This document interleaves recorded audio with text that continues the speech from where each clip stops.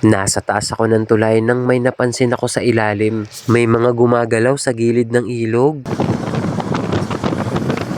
May dalawang asong palakad-lakad at mukhang naghahanap ng pagkain. Napatanong tuloy ako bigla, paano sila napunta doon? Paano sila nabubuhay? Paano sila kumakain? Sa isip ko, baka nakakahuli sila ng isda.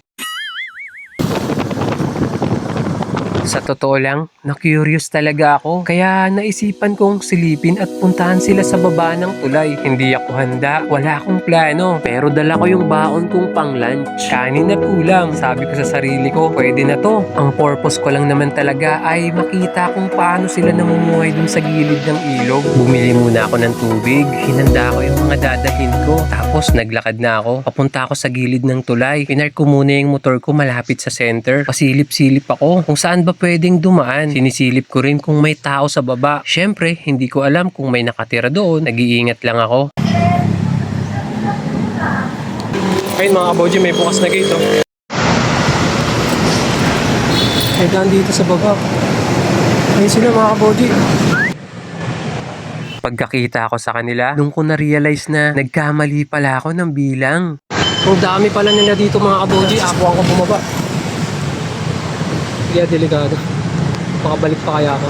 Sa totoo lang, medyo nagdadalawang isip ako. Baka lapain ako. Pero pumasok sa isip ko, baka wala pa silang kain mula umaga. Mahirap makahanap ng pagkain doon sa baba. Hindi tulad sa taas ng kalsada. Alam ko, kulang yung dala ko. Pero nandito na ako eh. Sabi ko, tuloy ko na to. Kahit hindi sila mabusog, kahit konti lang, makadagdag man lang.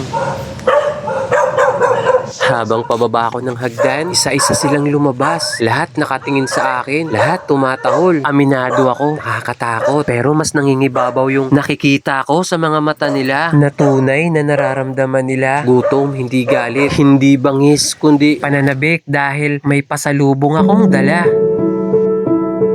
Ang dami nila dito mga kabuji.